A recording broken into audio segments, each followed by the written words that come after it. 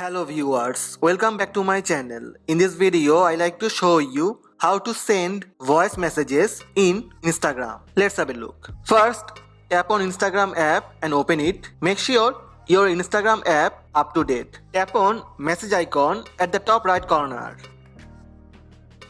Now, tap on the person ID for chat. Here, a new microphone icon on Instagram message. For sending message, tap and hold on the microphone icon and start recording your voice message.